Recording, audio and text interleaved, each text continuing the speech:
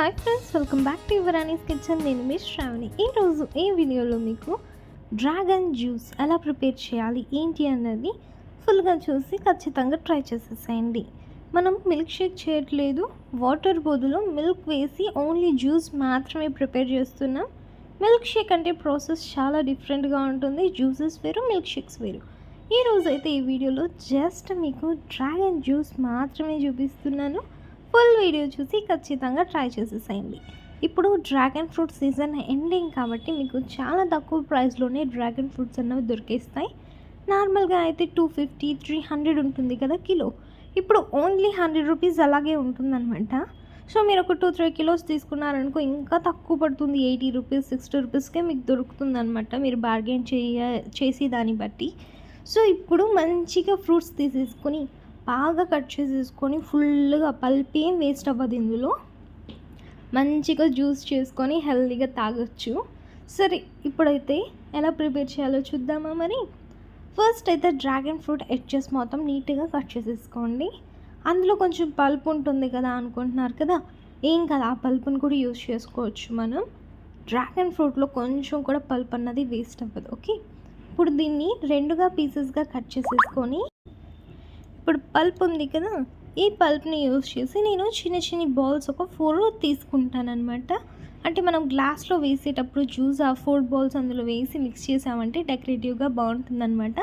నార్మల్గా బాక్సెస్లా కట్ చేస్తాం కదా పీసెస్ లాగా, అలా కాకుండా ఈరోజు కొంచెం వెరైటీగా రౌండ్గా చేసుకుంటాం. ఇదిగోండి, ఇదే ఈ స్పూన్తో మనం అలా పెట్టేలాగా ట్విస్ట్ చేసామంటే నీట్గా మనకి ఇలా బాల్స్ అన్న వచ్చేస్తాయి.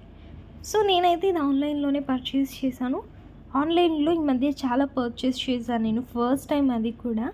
అవన్నీ నేను ఒక వీడియో తీసి పెడతానండి మీకు అవసరపడినవి మీకు తీసుకుందరు. ఓకేనా?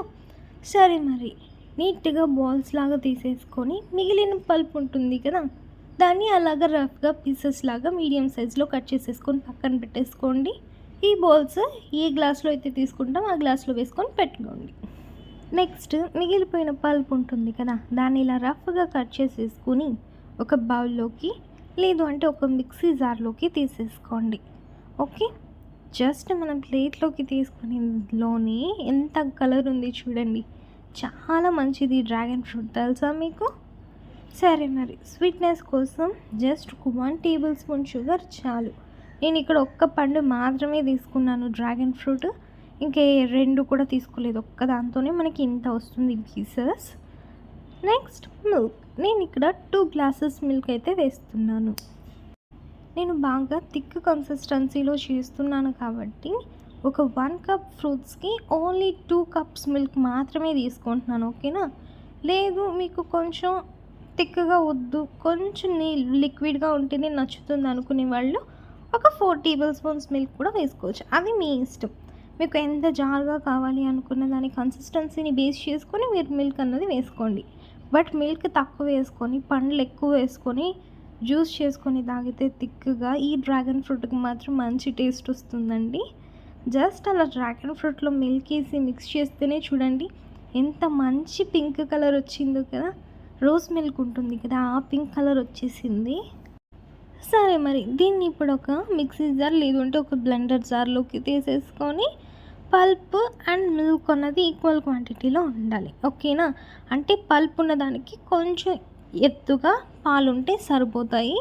ఇలాగ సాఫ్ట్గా మిక్సీకి పట్టించేసుకుంటే అంతే అండి, మన జ్యూస్ రెడీ అయిపోయినట్టే.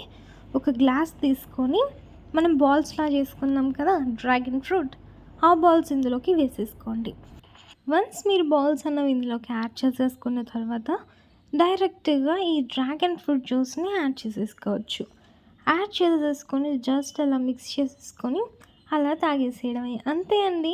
మన టేస్టీ డ్రాగన్ ఫ్రూట్ రెడీ అయిపోయింది జ్యూస్.